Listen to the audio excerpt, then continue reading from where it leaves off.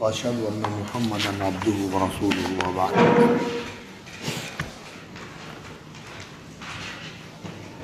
سورہ آل عمران کے حوالے سے ہم بات کر رہے تھے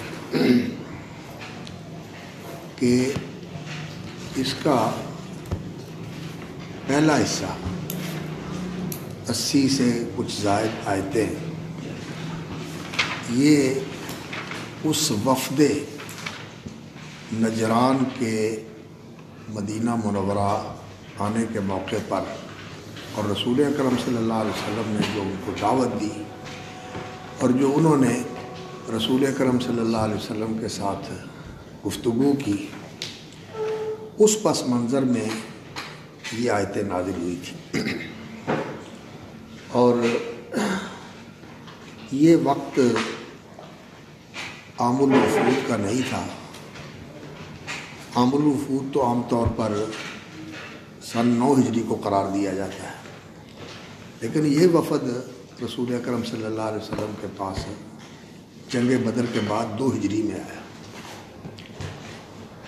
اور حافظ ابن کثیر رحمۃ اللہ علیہ نے ایسا ہی ذکر کیا ہے کہ عام الوفود میں وہ وفد آیا تھا، لیکن شاید ان کا ذہن اس طرف چلا گیا کہ عام الوفود جو ہے وہ 9 ہجری میں تھا، تو یہ بھی اسی وقت ہی آیا ہوگا یہ وفد بھی۔ لیکن دوسرے بعض اہل علم نے اس بات کی طرف اشارہ کیا ہے کہ رسول اکرم صلی اللہ علیہ وسلم جب مدینہ منورہ میں آئے اور آپ کا ایک مقابلہ ہوا ان لوگوں کے ساتھ جو رسول اکرم صلی اللہ علیہ وسلم کے پہلے مخاطب تھے اور زیادہ انہوں نے نبی صلی اللہ علیہ وسلم کو اذیت دی، اللہ رب العزت نے آپ صلی اللہ علیہ وسلم کو ہجرت کی اجازت دی، تو انہوں نے وہاں جا کر بھی پھر آپ کو بیٹھنے نہیں دیا، حتیٰ کہ نوبت یہاں تک پہنچی کہ ان کے ساتھ جنگ بدر کی صورت میں مقابلہ ہوا رسول اکرم صلی اللہ علیہ وسلم کا، اور اللہ رب العزت نے مدد فرمائی۔ تو اس کے بعد یہ وفد آیا، اور یہ وہ نصارہ تھے یا عیسائی تھے جو نجران کے علاقے میں رہتے تھے، اور نجران جو ہے یہ یمن کا علاقہ ہے، حجاز اور یمن، یہ حجاز سے جنوب کے اندر واقع ہے۔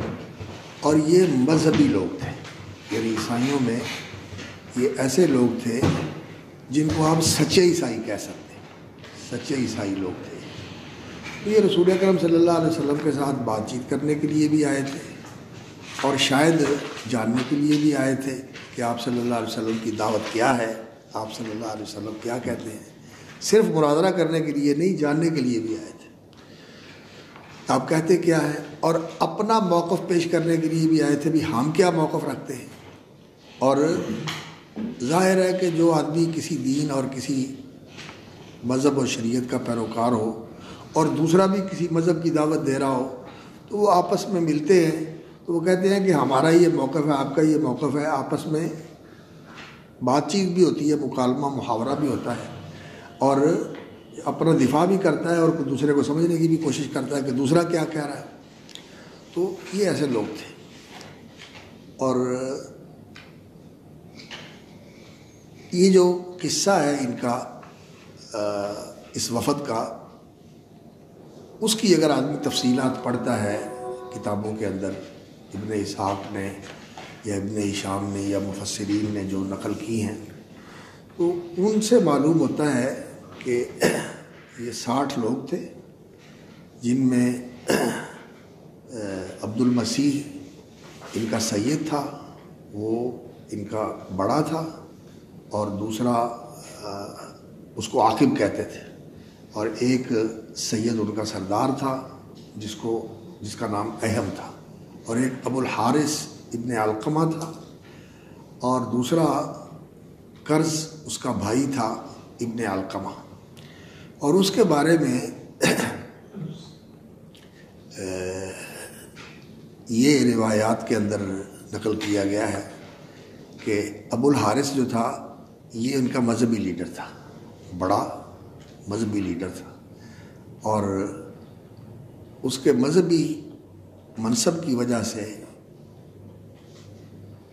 ان کے ہاں جو روم کے عیسائی تھے ان کا بڑا اچھا احترام اور بڑی ان کی حیثیت تھی. وہ ان کو مال منال بھی دیتے تھے, تحفے تحائف بھی دیتے تھے اور ان کو سپورٹ کرتے تھے. وہ کہتے ہیں کہ راستے میں اس کا گھوڑا جو تھا نا وہ ایک سے زیادہ دفعہ گھوڑے نے ٹھوکر کھائی اور گرا. ابو الحارث ابن علقمہ, اس کا بھائی جو تھا کرز ابن علقمہ, وہ کہتا ہے کہ ابو الحارث تیرے گھوڑے کی عادت نہیں ہے وہ ٹھوکر کھائے اور یہ گرتا کیوں ہے؟ کہتا ہے کہ جا رہے ہیں ہم مدینہ منورہ اور بات چیت کرنے جا رہے ہیں اور ان کے ساتھ مکالمہ بھی, اور یعنی ماننے کے لیے نہیں جا رہے تھے, صرف بات چیت کرنے کے لیے, کوئی لو کوئی دو اس طرح کے ذہن کے ساتھ جا رہے تھے. تو وہ کہتا ہے کہ وہ سچا نبی ہے اور ہم جس دین کے اوپر ہیں مفہوم اس کا یہ ہے, وہ تو ایسا دین ہے کہ اسی نبی کی بشارت دی گئی تھی اور وہ سچا نبی ہے اور ہمارا دین ایسا ہے. تو کہتا ہے پھر مانتے کیوں نہیں؟ قرض نے کہا پھر مانتے کیوں نہیں؟ سچا دین ہے تو چلو چلے جا کے مان لیں. کہتا ہے یہ سارا کچھ کام ختم ہو جائے گا. یہ جو کچھ ملا ہوا ہے, یہ جو کچھ رعایتیں اور عنایتیں اور یہ ساری سہولتیں اور آسائشیں ہمیں حاصل ہیں رومیوں کی وجہ سے. رومی اس وقت بہت بڑی حکومت تھی, جیسے آج کل امریکہ یا فرانس ہے, یہ کینیڈا ہے, تو بڑی زبردست حکومت تھی. عرب جو تھے یہ بیچارے کمزور لوگ تھے, ان کے پاس تو اتنی وسعت نہیں تھی, تو وہ بڑی ان کے اوپر مہربانی کرتے تھے. کہتے تھے یہ سارا کچھ جو ہمیں ملا ہوا ہے یہ سارا کچھ ختم ہو جائے گا. اللہ اکبر. اس کے دل میں یہ بات بیٹھ گئی, وہ قرض جو تھا نا اس کے دل میں یہ بات بیٹھ گئی, وہ نبی سچا ہے. تو یہ تو خیر گئے, بات چیت کی جا کے, تو اس موقع پر پھر یہ آیتیں نازل ہوئیں اور شروع صورت سے لے کر آخر تک معلوم ایسے ہی ہوتا ہے کہ یہ ساری آیتیں ایک ہی موقع پر نازل ہوئی اور اس میں اللہ رب العزت نے دعوت بھی دی ہے اور یہ پوری کی پوری صورت کا یہ جو حصہ ہے, یہ جو آیات ہیں, یہ باہم بہت ہی خوبصورتی کے ساتھ آپس میں موتیوں کی طرح جڑی ہوئی. تو اعوذ باللہ من الشیطان الرجیم, بسم اللہ الرحمن الرحیم, الف لام میم. ویسے تو یہ جو حروف مقطعات ہیں نا ان کے اندر بڑے اسرار ہیں اور سورۃ البقرہ اور سورہ آل عمران میں ان کے اسرار میں سے ایک راز یہ بھی ہے کہ سورۃ البقرہ میں یہود کو مخاطب کیا ہے اور سورہ آل عمران میں نصارہ کو مخاطب کیا ہے. دوسرے طبعاً اور ضمناً یہودی اپنے آپ کو کیا کہتے تھے؟ اہل کتاب اور اہل علم, اور عیسائی بھی اپنے آپ کو کیا کہتے تھے؟ اہل کتاب اور اہل علم, دین و شریعت کے واقف. تو ان دونوں صورتوں کے شروع میں الف لام میم آتا ہے اور یہ حروف مقطعات ہیں. تو یعنی ایک مناسبت یہ ہے کہ ان اہل علم کو, اور جو اپنے آپ میں یہ سمجھتے تھے کہ ہم دین و شریعت کے بڑے ہی حامل اور عالم اور واقف ہیں اور ان کے اسرار و رموز کو جانتے ہیں, ان کو مخاطب کر کے کہا جاتا ہے الف لام میم. یعنی تمہارے لیے علم کی ابتدا کرنے کا موقع ہے, الف بے پڑھو. علی الف پہ کھلوتے ہو, الف بے کہاں سے پڑھائی جاتی ہے؟ سب سے پہلے جو بچہ آتا ہے پڑھنے کے لیے اس کو کہتے ہیں پڑھ الف با میم. تو یہ حروف مقطعات کی تختی پہلے پڑھائی جاتی ہے نا. تو حروف مقطعات میں سے اللہ رب العزت نے 3 حروف جو ہیں وہ منتخب فرمائے، الف لام میم. یہ عام اسلوب نہیں ہے، عربوں کا یہ عام اسلوب نہیں تھا، لیکن قرآن مجید کا یہ اسلوب ہے کہ قرآن مجید جو علم آپ کو پڑھا رہا ہے اس علم کے لحاظ سے ابھی تم الف بے پر کھڑے ہوئے ہو. قرآن مجید وہ علم پیش کرے گا کہ پھر الف با کے اندر بھی بڑے راز ہیں، الف با کے اندر بھی بڑے راز ہیں، اس لیے کہ حروف جو ہیں وہ سارے انہی سے بنتے ہیں، اور حروف جو ہیں وہ معانی کو الفاظ ان سے بنتے ہیں، اور الفاظ معنی کے اوپر دلالت کرتے ہیں. تو خزانہ تو ان حروف کے اندر ہے. اور علماء نے ایک علم جو ہے نا وہ بھی ذکر کیا ہوا ہے، اور لوگ اس کو علم کے ماہر بھی، اسرار الحروف، اسرار الحروف کا بھی ایک علم ہے کہ حروف کے اندر کیا راز ہوتے ہیں.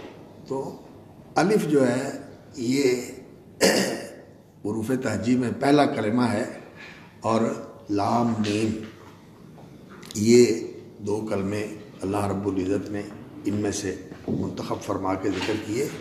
تو اس میں ان کو یہ احساس دلایا ہے کہ تم قرآن کے علم کے مقابلے میں ابھی الف اور بالکل ابتدا کے اندر کھڑے ہوئے ہو. تمہارے پاس وہ علم اس حقیقت کے اعتبار سے اور اس اصلیت کے اعتبار سے اور اس جامعیت اور شمولیت کے اعتبار سے جو قرآن پیش کر رہا ہے اس کے مقابلے میں تم بالکل ابھی ابتدا کے اندر کھڑے ہو. یہ نہ سمجھو کہ ہمیں کوئی ضرورت نہیں ہے اس علم کی، ہمیں کوئی ضرورت نہیں ہے اس علم کی. قرآن جو ہے اس کے لیے تم بالکل مبتدی ہو، اور مبتدی اور طالب بن کے یہ سنو اور پڑھو. تو اگر آدمی سیکھنے کے لیے، سمجھنے کے لیے، جاننے کے لیے آئے تو پھر تو اس کو سمجھ آ جائے گا، اور وہ لائن پہ چڑھ جائے گا، اور وہ منزل پہ پہنچ جائے گا. اور اگر آدمی ضد اور اناد والا معاملہ کرے اور اعراض کرے تو پھر ٹھیک ہے. کئی جو ہے نا وہ پہلی تختی سے ہی بھاگ جاتے ہیں، وہ آگے پڑھتے ہی کچھ نہیں ہے. وہ کہتے ہیں کہ استاد نے ایسے کیا ہے، فلاں نے ایسے کیا، پھر ساری عمر جاہل کے جاہل ہی رہتے ہیں. تو یہاں سے شروع کر کے اللہ رب العزت نے جو سب سے پہلے بات کہی الف لام میم، اللہ لا الہ الا هو الحی القیوم. یہ عیسائی مشرک تھے، یہ مشرک تھے، اور ان کا عقیدہ الوہیت مسیح کا، ابنیت مسیح کا، یا تثلیث مسیح کا، کہ مسیح 3 میں سے ایک ہے، یا اللہ کا بیٹا ہے، یا مسیح اللہ ہے. یہ مختلف فرقوں کے عقیدے تھے. اللہ رب العزت نے بات ہی یہاں سے شروع کی، اللہ لا الہ الا هو الحی القیوم. یہاں سے بات شروع کی، اللہ لا الہ الا هو، اللہ لا الہ الا، اللہ لا الہ الا هو، اس کے سوا کوئی الہ نہیں. اللہ جو ہے یہ واجب الوجود کا علم ہے سبحانہ و تعالی، یہ ذاتی علم ہے اللہ رب العزت کا، اور یہ سارے اسماء حسنہ کا جامع ہے. جب ہم اللہ کہتے ہیں تو اس کے اندر اللہ کے سارے اسماء حسنہ آ جاتے ہیں. اللہ لا الہ الا ہو، اور پھر لا الہ الا ہو، اللہ کے سوا کوئی الہ نہیں ہے. تو اس کی الوہیت کو ثابت کیا، اور اس کی الوہیت کے اندر اس کی وحدانیت اور احدیت کو ثابت کیا کہ لا الہ الا ہو، اس کے سوا کوئی الہ نہیں. الحی القیوم، اور پھر اس کی دلیل کے طور پر 2 صفتیں ذکر فرمائیں، الحی القیوم، اللہ رب العزت کی حیات اور اس کی قیومیت. عیسیٰ علیہ الصلوۃ والسلام کے بارے میں ان عیسائیوں کا یہ عقیدہ تھا کہ وہ تھے تو خدا، بعض کے نزدیک، اور بعض کے نزدیک بیٹے تھے، اور بعض کے نزدیک 3 میں سے ایک تھے، لیکن ان کا مصلوب ہونا یہ سارے ہی مانتے تھے کہ وہ صلیب پہ چڑھ گئے. تو کیا ہوا؟ موت آ گئی ان کے اوپر. 3 دن تک موت کا شکار رہے، اور 3 دن کے بعد پھر زندہ ہوئے. 3 دن کے بعد پھر زندہ ہوئے، لیکن وہ ہے الحی، ایسا زندہ جس پہ کبھی موت نہیں آئی. اور نہ کبھی موت آئے گی. وہ ہمیشہ سے زندہ ہے اور ہمیشہ زندہ رہے گا، یہ اس کی صفت ہے. اور باقی اس کے علاوہ جو ہیں وہ سارے ایسے ہیں، یا تو ایک وقت تھا کہ وہ تھے نہیں، یا ایک وقت آئے گا کہ وہ نہیں ہوں گے، اور ان کی زندگی جو ہے وہ کسی دوسرے کی دی ہوئی ہے. الحی بذات خود زندہ ہے، جاوید اور خود قائم، اور اس پر کبھی فنا اور زوال آنے والا نہیں، اور اس پر کبھی ایسا وقت نہیں آیا. وہ ہے الحی. اللہ اکبر.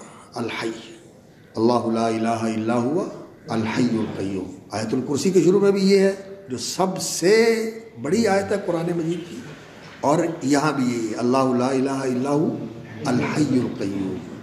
اور یہ اللہ لا الہ الا ہوا الحی القیوم یہ اسم اعظم ہے، جیسا کہ دوسری روایات سے معلوم ہوتا ہے کہ اسم اعظم جو ہے وہ آیت الکرسی میں ہے، اور آل عمران میں ہے، سورہ بقرہ سورہ آل عمران میں، اور سورہ طٰہٰ کے اندر ہے.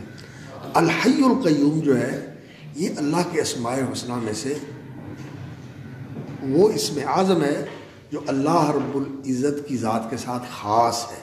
الحی ایسا زندہ جس کی حیات جو ہے وہ دائمی اور ابدی ہے، اور ہمیشہ سے ہے، ازلی اور ابدی. اور القیوم خود قائم ہے کسی سہارے کے بغیر اور کسی کی سپورٹ کے بغیر، اور باقی سب کو وہ قائم رکھنے والا ہے. قائم بنفسہ ہی اور قوام لغیرہ، اپنے سوا جو جتنی کائنات ہے اس کو وہی سنبھالے ہوئے اور قائم رکھے ہوئے ہیں. یمسک السماوات والارض ان تزول. اور الحی القیوم عیسیٰ علیہ السلام کیا تھے؟ ان کے نزدیک ان پہ موت آ گئی. اور قیوم اپنے آپ پر قائم اور قائم رکھنے والے سب کو. عیسیٰ علیہ السلام کی بے بسی کیسی ہے؟ ان کی زندگی دیکھو، ان کی زندگی دیکھو. اللہ اکبر. گھر نہیں ہے، ساتھی نہیں ہے، چھپتے پھرتے ہیں، رات کہیں دن کہیں. یہودی بھی مخالف، رومی بھی مخالف، اور ماننے والے صرف چند لوگ، گنتی کے چند لوگ، اور وہ بھی بالکل معاشرے کے کمزور لوگ، معاشرے کے نادار لوگ، چھوٹی چھوٹی مزدوریاں کرنے والے. تو وہ قیوم کہاں ہیں؟ سارے جہان کو قائم رکھنے والے. الحی القیوم. اللہ رب العزت نے جو سب سے پہلی چیز ہے نا وہ ہے عقیدہ.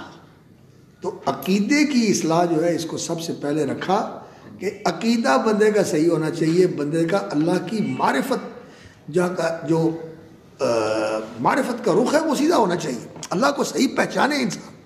اگر اللہ رب العزت کو صحیح پہچانا نہیں ہے نا تو یہ بنیاد کی اینٹ ہے، کام سارا خراب ہے. اگر یہ بنیاد کی اینٹ سیدھی نہیں رکھی گئی اور یہ صحیح جگہ سے صحیح جگہ پہ ٹکی نہیں ہے تو آپ اس کے اوپر جو بلڈنگ ساری کھڑی ہوگی وہ ساری عمارت جو ہے نا وہ بالکل بے بنیاد یا ٹیڑھی ہوگی.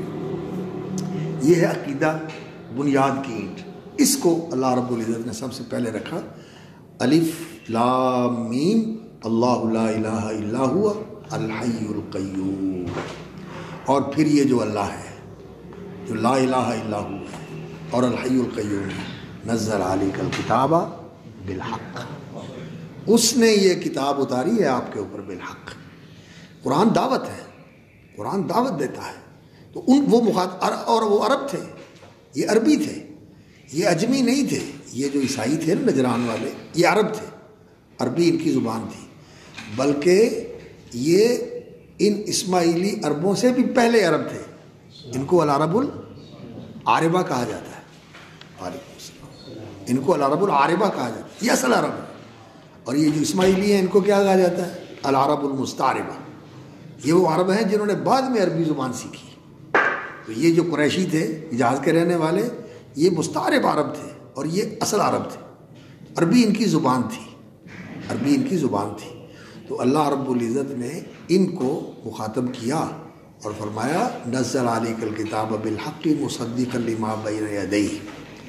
اللہ رب العزت نے آپ پر جو کتاب نازل فرمائی ہے بالحق، یہ سراسر حق ہے، یعنی مشتملا علی الحق یا متلبسا بالحق، یہ حق کے ساتھ نازل ہوئی ہے. اس کا اترنا اور اس کا پیغام اور اس کا بھیجنے والا یہ سب حق ہے. بھیجنے والا بھی حق ہے اور لے کے آنے والا جبریل وہ بھی سچا ہے، جس پہ اتاری گئی ہے وہ بھی سچا ہے، اور جو کچھ اس کے اندر بیان کیا گیا وہ بھی حق ہے۔ یہ جتنی کتاب ہے یہ الحق ہے، بالحق، مصدقا لما بین یدیہ، پہلی کتابوں کی تصدیق کرتی ہے۔ رسول اکرم صلی اللہ علیہ وسلم ایسے نبی بن کے نہیں آئے جنہوں نے اگر کہا ہو کہ جو میں لے کے آیا ہوں یہ ہے اصل چیز، باقی اس سے پہلے جو کچھ تھا وہ سب غلط ہے۔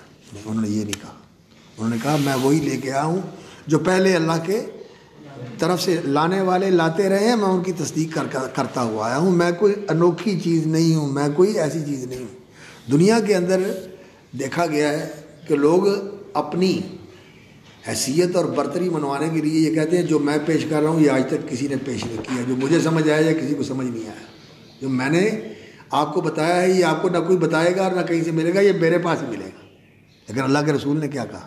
نہیں، میں کوئی نئی چیز لایا نہیں، ما کنت بدعا من الرسول، میں کوئی انوکھا رسول نہیں ہوں، اور میں مصدقا لما بین یدیہ من التوراۃ، یہ تو عیسیٰ علیہ السلام نے کہا تھا، انہوں نے بھی یہی کہا۔ نبی سارے جو ہیں وہ ایسا ہی کرتے رہے، اس لیے کہ اللہ رب العزت کی ان کو تعلیم ہی یہ تھی کہ تم نے میرا پیغام پہنچانا ہے، اور تمہارے زمانے میں بھی دوسرا رسول ہو تو تم نے اس کی کیا کرنی ہے؟ تصدیق کرنی ہے، تائید کرنی ہے۔ یہ نہیں کہنا کہ ادھر نہیں جانا، میری طرف آنا ہے، جیسے آج کل ہمارے جہاں چلتا ہے، ہاں، جماعتوں کا اور نظموں کا اور مسجدوں کا اور مدرسوں کا، ادھر نہیں جانا، ادھر چلا گیا تو چل۔ یہ بات نہیں ہے، ایک دوسرے کے ساتھ تعاون کرنا، ایک دوسرے کی تصدیق اور تائید کرنی ہے، اور ایک دوسرے کو سپورٹ کرنا ہے۔ نبیوں کو یہی تعلیم دی اللہ رب العزت نے، تنزل علیک الکتاب بالحق مصدقا لما بین یدیہ من التوراۃ، مصدقا لما بین یدیہ من التوراۃ والانجیل۔ تورات یہ وہ اللہ کے احکام ہیں، شریعت۔ تورات کا لفظ جو ہے یہ شریعت کے معنی میں استعمال ہوتا ہے اور ہدایت کے معنی میں استعمال ہوتا ہے۔ شریعت قانون کو کہتے ہیں، اور یہ قانون جو ہے یہ لوگوں کے لیے رہنما ہوتا ہے۔ تو اصل تو تورات جو تھی اس کی وہ تختیاں تھیں جو احکام عشرہ کے اوپر مشتمل تھی، جو موسیٰ علیہ الصلوۃ والسلام کو عطا کی گئی، اس کو تورات کہا جاتا ہے۔ اور جس کے بارے میں اللہ رب العزت نے موسیٰ علیہ السلام کو کہا فَخُذْهَا بِقُوَّةٍ وَأْمُرْ قَوْمَكَ يَأْخُذُوا بِأَحْسَنِهَا۔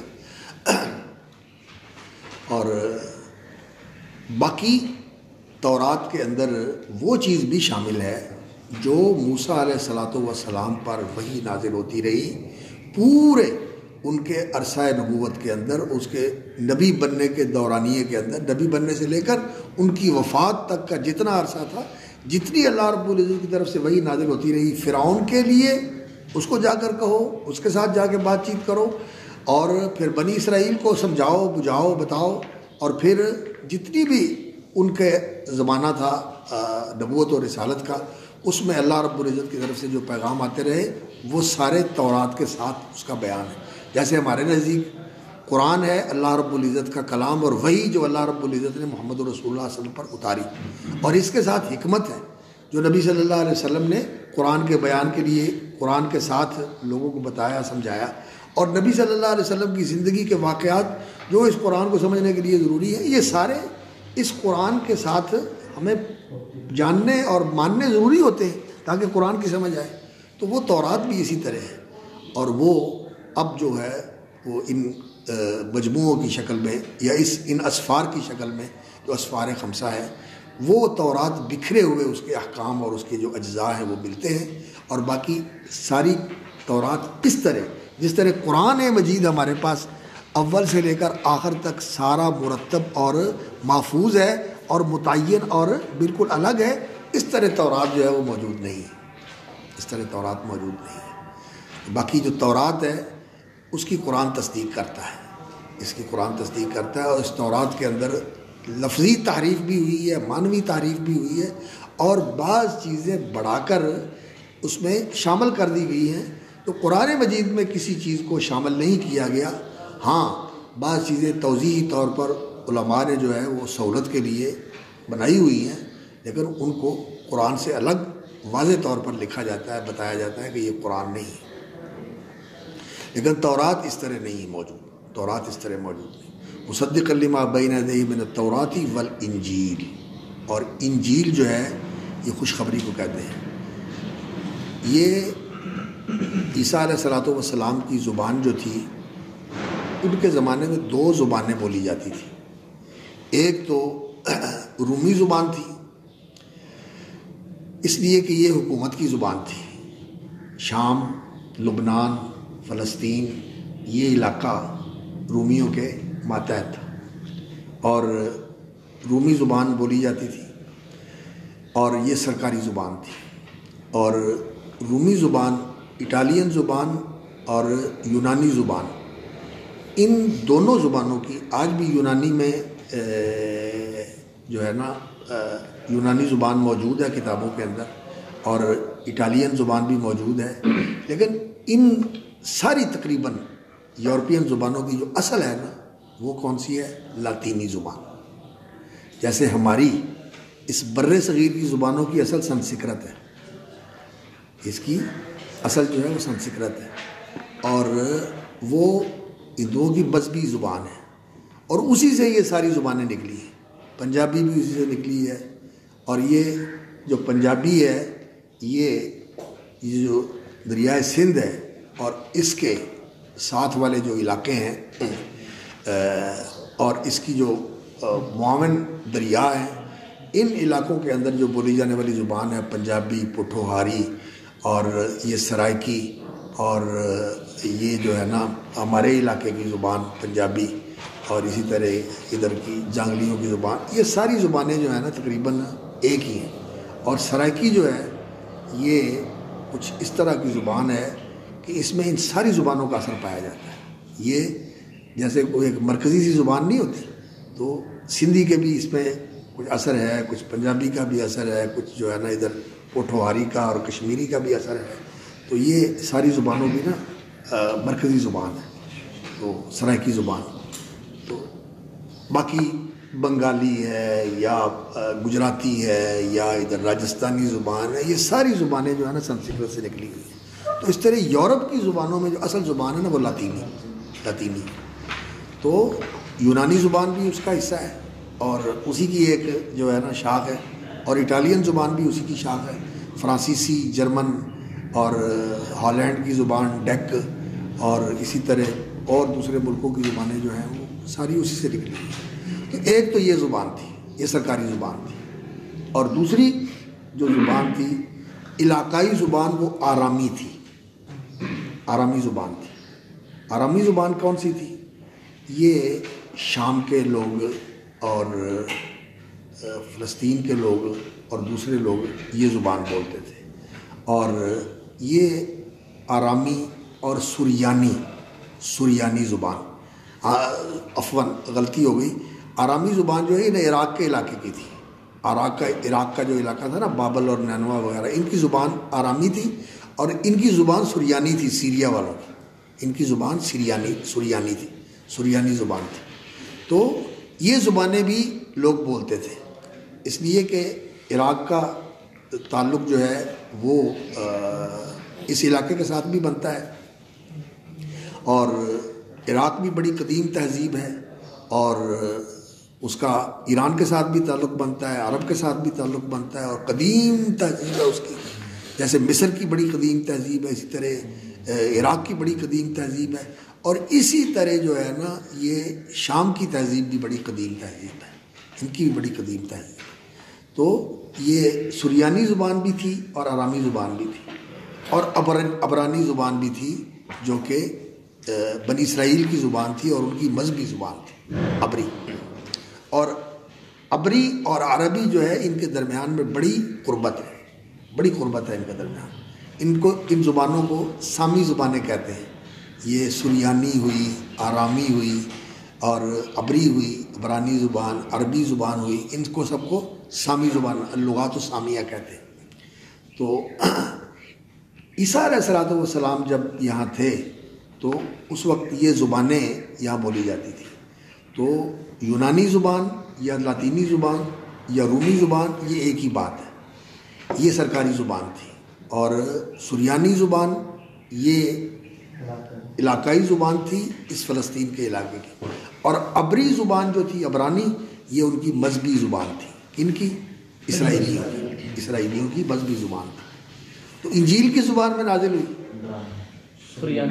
پتہ نہیں کوئی زبان میں نازل اس لیے کچھ کہتے ہیں کہ یہ سریانی میں نازل ہوئی کہ علاقے کی زبان سریانی تھی، کوئی کہتے ہیں کہ عبرانی میں نازل ہوئی کہ مذہبی زبان عبرانی تھی، کوئی کہتے ہیں کہ دنیا میں جو اس کا نسخہ ملا ہے وہ سب سے پہلا نسخہ یونانی زبان کا ملا ہے، اور اس سے اس کے ساری زبانوں میں ترجمے ہوئے، یونانی زبان سے اس کے ترجمے ہوئے ہیں دوسری زبانوں کے اندر، اور اس کی اصل زبان کے بارے میں قطعیت کے ساتھ نہیں کہا جا سکتا کہ کون سی زبان تھی۔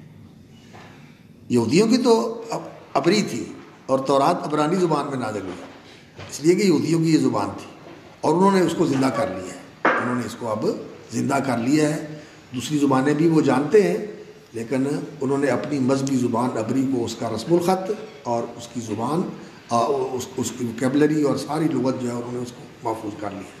تو انجیل کے بارے میں معلوم نہیں کہ یہ کس زبان میں نازل ہے، اس کے ماننے والے بھی کہتے ہیں اس کے بارے میں معلوم نہیں کون سی زبان کے نازل ہوئے، اس لیے کہ مذہبی زبان عبری تھی، علاقائی زبان سریانی تھی، سرکاری زبان یونانی یا لاطینی تھی اور رومی تھی، جو بھی آپ کہہ لیں۔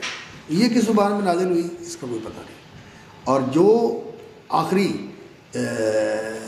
جہاں تک اس کا اصل پہنچتا ہے ہمارے ترجموں کا، عربی ترجموں کا اور دنیا کی دوسری زبانوں کے ترجموں کا، پتہ نہیں ہزاروں کے قریب ترجمے اس کے کہتے ہیں کہ وہ ہوئے، کوئی کہتا ہے 1000 سے زیادہ ہے، اور میں تو پڑھ رہا تھا کہ 2000 کے قریب ترجمے ہیں اس کے، 2000 کے قریب ترجمے۔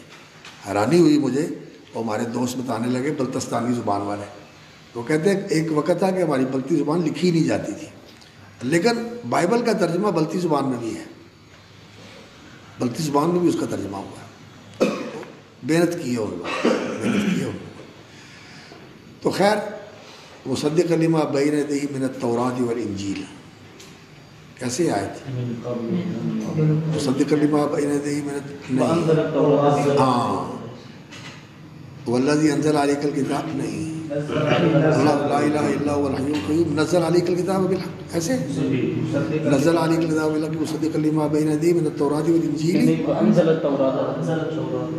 مصدق لما بین یدیہ وانزل التوراۃ مصدق لما بین یدیہ وانزل التوراۃ والانجیل مصدق لما بین یدیہ وانزل التوراۃ والانجیل، تورات اور انجیل نازل فرمائی اللہ رب العزت من قبل، اس سے پہلے، قرآن سے پہلے، من قبل ھدی للناس، یہ جو ہے نا وہ انزل التوراۃ والانجیل من قبل، قرآن سے پہلے، ھدی للناس، لوگوں کی ہدایت کے لیے، یہ اللہ رب العزت نے ان آیتوں کے اندر یہ رحم کرنا، ان آیتوں کے اندر یہ حیثیت بتائی ہے کہ قرآن جو ہے یہ ان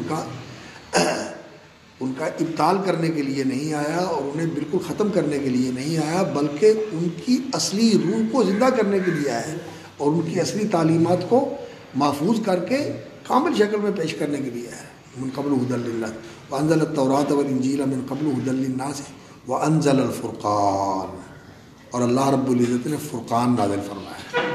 اب یہ فرقان جو ہے یہ قرآن مجید ہی کا ایک وصف جو ہے وہ ظاہر کیا گیا ہے، والذی انزل علیک الکتاب منہ آیت نہیں، لا الہ الا هو الحی القیوم نزل علیک الکتاب بالحق، نزل علیک الکتاب بالحق وانزل الفرقان، یہ اسی کی وضاحت ہے۔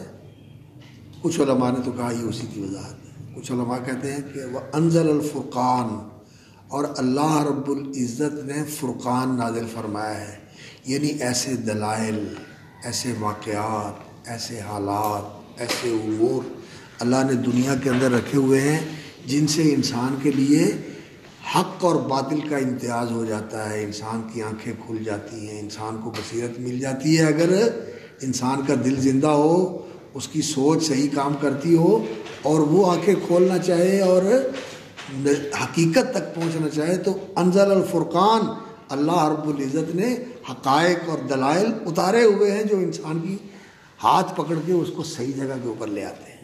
یہ اللہ رب العزت نے بندوبست کیا ہوا۔ اور میں آپ کو اکثر کہتا رہتا ہوں کہ بہت ساری چیزیں ایسی ہوتی ہیں، ایک یہ کہہ رہا ہے، ایک یہ کہتا ہے، لیکن وہ ساری اپنی جگہ پر صحیح ہوتی ہیں، یہ بھی ٹھیک ہے، یہ بھی ٹھیک ہے، یہ بھی ٹھیک ہے، یہ بھی ٹھیک ہے۔ انزل الفرقان، قرآن بھی فرقان ہے، اس میں کوئی شک نہیں، اس میں کوئی شک نہیں، قرآن فرقان ہے۔ اللہ رب العزت نے فرمایا تبارک الذی نزل الفرقان علی عبدہ یکون للعالمین نذیرا، اور قرآن کے بارے میں پیچھے گزر چکا ہے سورۃ البقرہ میں، شہر رمضان الذی انزل فیہ القرآن ھدی للناس وبینات من الھدی والفرقان.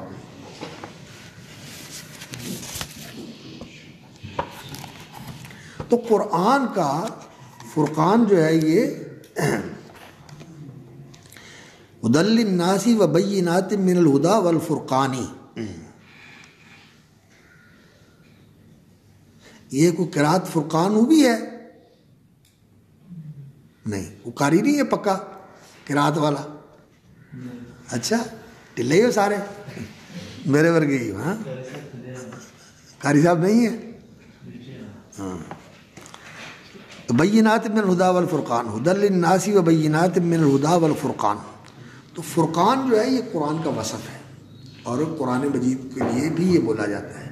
لیکن وَأَنزَلَ الْفُرْقَانَ کے اندر یہ بات کہ اللہ رب العزت نے حقائق کو واضح کرنے کے لیے ایسے دلائل اور ایسے امور اور ایسے نشانات اللہ رب العزت نے اتارے ہوئے ہیں، وہ موجود ہیں اس کائنات کے اندر کہ اگر انسان ان سے رہنمائی لے تو انسان حق تک پہنچ جاتا ہے. اس کے اندر فرقان بھی آ جاتا ہے. قرآن بھی فرقان ہے اور یہ چیزیں جو ہیں یہ بھی فرقان ہیں جو موجود ہیں. اور ان فرقان میں سے ایک فرقان یوم بدر بھی تھا. ایک فرقان یوم بدر بھی تھا. قرآن بھی فرقان ہے، یوم بدر بھی فرقان ہے، اور رسول اکرم صلی اللہ علیہ وسلم کی زندگی بھی فرقان ہے. آپ صلی اللہ علیہ وسلم کی شخصیت، آپ صلی اللہ علیہ وسلم کی سیرت، آپ صلی اللہ علیہ وسلم کا مکے میں محفوظ رہنا اور مکے سے بحفاظت مدینہ منورہ میں آ کے ٹک جانا، جم جانا، یہ سارے حالات کیا ہیں؟ یہ فرقان ہے. حق کے سمجھنے کے لیے یہ چیز کیا ہے؟ انزل الفرقان. اللہ اکبر. مصدقا لما بین یدیہ وانزل التوراۃ والانجیل من قبل ھدی للناس وانزل الفرقان. اور اب یہ اللہ تعالیٰ نے انسانوں کو سمجھانے کے لیے تورات اور انجیل بھی اتاری اور اب یہ قرآن بھی اتارا اور یہ فرقان بھی اللہ رب العزت نے اتارا ہوا ہے. اتنے اہتمام کے بعد پھر ان الذین کفروا بآیات اللہ لہم عذاب شدید واللہ عزیز ذو انتقام.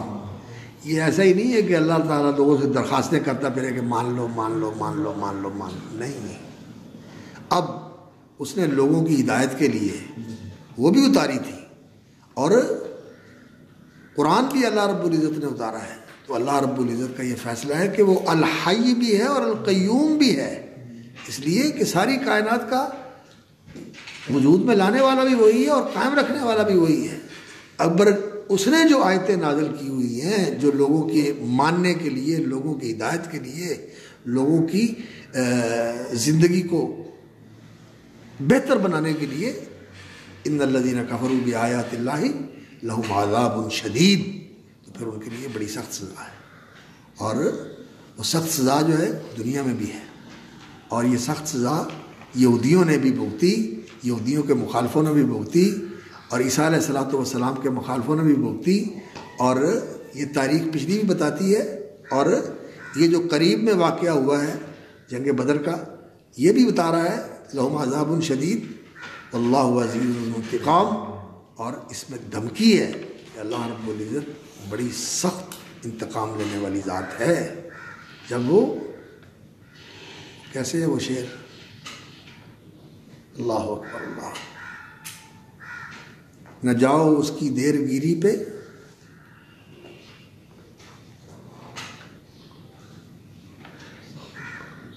کہ سخت ہے انتقام اس کا. پتہ نہیں شعر بھول گیا، مجھ سے یاد نہیں آ رہا. تو خیر